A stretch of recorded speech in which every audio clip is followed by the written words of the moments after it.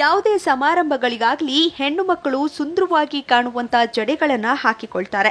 ಎಲ್ಲರ ಮಧ್ಯೆ ತಾವು ಹಾಕಿಕೊಳ್ಳುವ ಜಡೆ ಆಕರ್ಷಕವಾಗಿರ್ಬೇಕು ಅಂತ ಆಸೆ ಕೂಡ ಪಡ್ತಾರೆ. ಅದು ಬಹುಬೇಗ ಮುಗಿಯುವಂತ ಹೇರ್ ಸ್ಟೈಲ್ ಆಗಿದ್ರೆ ಅದಕ್ಕಿಂತ ಖುಷಿ ಮತ್ತೊಂದಿಲ್ಲ.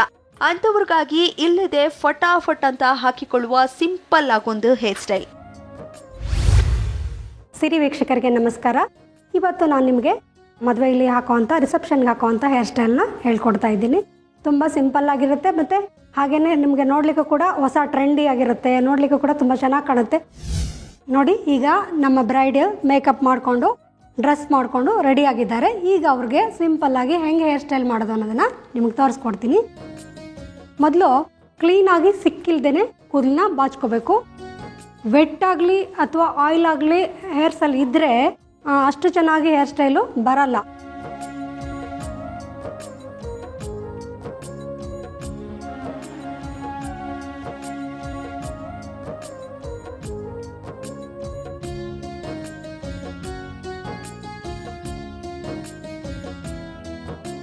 ಮಧ್ಯದ ಕೂದಲನ್ನ ಬಾಚ್ಕೊಳ್ಳೋಣ. ಈ ಸೈಡ್ ಆ ಸೈಡ್ ಎರಡು ಕಡೆನೂ ಕೂದಲನ್ನ ಬಿಡಬೇಕು. ಸಿಕ್ಕಿಲ್ಲದೆ ಕೂದಲನ್ನ ಬಾಚ್ಕೊಳ್ಳೋದು ತುಂಬ ಒಳ್ಳೆಯದು. ಸೊ ಹೇರ್ ಸ್ಟೈಲ್ ನಿಮಗೆ ಚೆನ್ನಾಗಿ ಬರುತ್ತೆ. ಈ ಥರ ಎರಡು ಭಾಗ ಮಾಡ್ಕೊಳ್ಳಿ. ಮಧ್ಯದ ಭಾಗವನ್ನು ಮಾತ್ರ ನಾವು ತಗೊಳ್ಳೋದು. ತುಂಬ ಸಿಂಪಲ್ ಇರುತ್ತೆ, ಗೊಂದಲ ಏನೂ ಮಾಡ್ಕೋಬೇಡಿ. ಹೀಗೆ ನೋಡಿಕೊಂಡು ಹೇರ್ ಸ್ಟೈಲ್ಗಳೆಲ್ಲ ಮಾಡೋದಷ್ಟೇ ಅವ್ರವ್ರ ಕ್ರಿಯೇಟಿವಿಟಿ. ಸೊ ಕೂದಲು ಹೇಗಿದೆ ಅದನ್ನು ನೋಡಿಕೊಂಡು ನಾವು ಅದರಲ್ಲೇ ಸ್ವಲ್ಪ ಡಿಫ್ರೆಂಟ್ ಮಾಡ್ಕೋಬೋದು. ಈಗ ರಬ್ಬರ್ ಬ್ಯಾಂಡ್ ಹಾಕೋಣ. ಇದಕ್ಕೊಂದು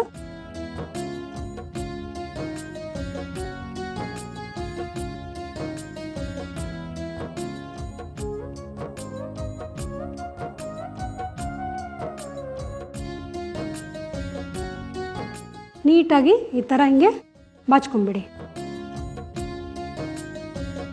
ನೋಡಿ, ಲೆಫ್ಟ್ ಸೈಡ್ದು ನಾವು ಇಲ್ಲಿ ಕೂದಲು ಬಿಟ್ಟಿದ್ದೀವಲ್ವಾ, ಈ ಸೈಡ್ದು ಫಸ್ಟಿಗೆ ಯಾವ ಥರ ಜಡೆ ಹಾಕೊಳ್ಳೋದು ಅಂತ ತೋರಿಸ್ತೀನಿ. ಮಧ್ಯದಲ್ಲಿ ನೀವು ಸ್ವಲ್ಪ ಕೂದಲನ್ನ ತಗೊಳ್ಳಿ.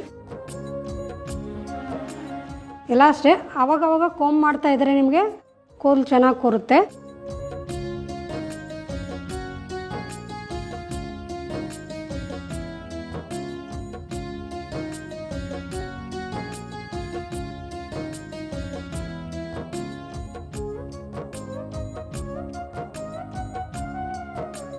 ಈಗ ಇದಕ್ಕೆ ತುದೀಲಿ ಒಂದು ಹೇರ್ ಪಿನ್ ತೊಗೊಂಡು ಇಲ್ಲೊಂದು ಹೇರ್ ಪಿನ್ ಹಾಕಿ.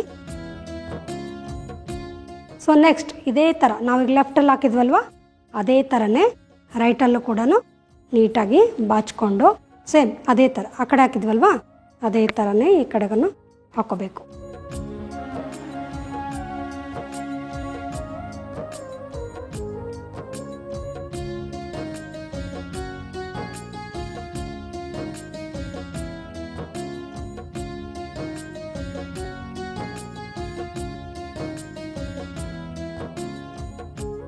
ಜಡೆ ಹಾಕ್ಬಿಟ್ಟು ಟೈ ಮಾಡಿಬಿಡಿ. ಸೊ ಈಗ ನಾವು ಈ ಕೂದಲನ್ನ ಬಿಟ್ಟಿದ್ದೀವಲ್ಲ, ಇವಾಗ ಏನೆಂದರೆ ಟ್ರೆಂಡು ಕೂದಲು ಬಿಟ್ಕೊಳ್ಳೋದೇ ಒಂದು ಫ್ಯಾಷನ್ ಆಗಿದೆ. ಸೊ ನಮಗೆ ಗಾಗ್ರ ಹಾಕಿರ್ತೀವಿ, ಚೋಲೆ ಹಾಕಿರ್ತೀವಿ, ರಿಸೆಪ್ಷನ್ನಲ್ಲಿ ನಮಗೆ ಕೂದಲು ಬಿಡೋ ಥರನೇ ಮಾಡಿ ಅಂತ ಕೇಳ್ತಾರೆ. ಸೊ ಇದು ಟ್ರೆಡಿಷನ್ ಆಗು ಇರಬೇಕು ಮತ್ತು ಫ್ಯಾಷನ್ ಆಗು ಕಾಣಬೇಕು, ಆ ಥರ ಮಾಡಬೇಕು. ನಾವೀಗ ಜಡೆ ಹಾಕಿದ್ದೀವಲ್ವ, ಇದನ್ನು ಇಲ್ಲಿ ಟರ್ನ್ ಮಾಡ್ಕೊಳ್ಳೋಣ. ಮಾಡಿಕೊಂಡು ಪಿನ್ ಮಾಡಿಬಿಡ್ಬೇಕು. ಈ ರಬ್ಬರ್ ಬ್ಯಾಂಡ್ ಏನು ಹಾಕಿದ್ದೀವಲ್ಲ ಅದು ಕಾಣಬಾರ್ದು. ಸೊ ಹೀಗೆ ಹಾಕಿ ಹೇರ್ ಪಿನ್ನು ನಿಮಗೆ ಎಷ್ಟು ಬೇಕೋ ಅಷ್ಟನ್ನು ಪಿನ್ ಮಾಡಬೇಕು. ಮತ್ತು ಹೇರ್ ಪಿನ್ಗಳು ಅಷ್ಟೇ ಹೊಸದನ್ನೇ ತೊಗೋಬೇಕು. ಪ್ರತಿಯೊಬ್ಬರಿಗೂ ಹೇರ್ ಸ್ಟೈಲ್ ಮಾಡುವಾಗ ರಬ್ಬರ್ ಬ್ಯಾಂಡ್, ಹೇರ್ ಪಿನ್ಸ್ ಎಲ್ಲ ಸಪ್ರೇಟಾಗಿ ಯಾರ್ಯಾರು ಹೇರ್ ಸ್ಟೈಲ್ ಮಾಡ್ತಾ ಇದ್ದೀರೋ ಅವೆಲ್ಲ ಸಪ್ರೇಟಾಗಿಯೇ ತೊಗೊಂಡು ಹಾಕೋದನ್ನ ಅಭ್ಯಾಸ ಮಾಡ್ಕೊಳ್ಳಿ. ಸೊ ಈಗ ಹೀಗೆ ಕೂದಲನ್ನ ನಾವು ಅವ್ರ ಕೂದಲನ್ನ ಬಿಟ್ಕೋಬೇಕು ಅಂತಲೇ ಇಷ್ಟಪಟ್ಟಿದ್ದಾರೆ. ಸೊ ಹಾಗಾಗಿ ನಾವೀಗ ಕೂದಲನ್ನ ಈ ಥರ ಬಾಚಿಬಿಟ್ಟು ಇದಕ್ಕೆ ನಾವೀಗ ಡೆಕೋರೇಷನ್ ಮಾಡೋಣ. ಈ ಥರ ಪುಟ್ ಪುಟಾಣಿ ರೋಸಸ್ ಬರುತ್ತೆ.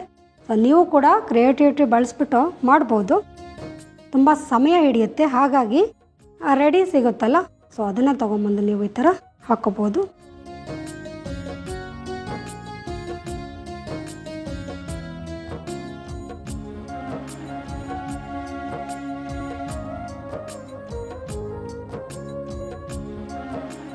ಹೀಗೆ ಸಿಂಪಲ್ ಆಗಿದೆ ಡೆಕೋರೇಟ್ ಮಾಡಿದ್ದೀವಿ. ಈಗ ಅವರು ರಿಸೆಪ್ಷನ್ಗೆ ರೆಡಿಯಾಗಿರ್ತಾರೆ.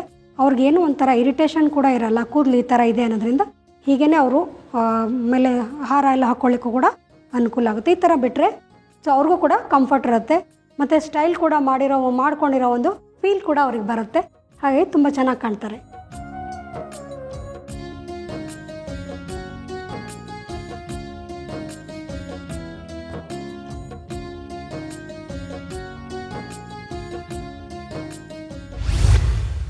ಈ ಹೇರ್ ಸ್ಟೈಲ್ನ ನೀವು ಹಾಕ್ಕೋಬೋದು, ನಿಮ್ಮ ಸ್ನೇಹಿತರಿಗೂ ಹಾಕ್ಬಿಟ್ಟು ಎಲ್ಲರೂ ತುಂಬ ಚೆನ್ನಾಗಿ ಕಾಣ್ಬೋದು. ಸೊ ಬ್ರೈಡಲ್ ಕೂಡ ನೀವು ಇದನ್ನು ಹಾಕಿ ಸಂತೋಷ ಪಡ್ಬೋದು.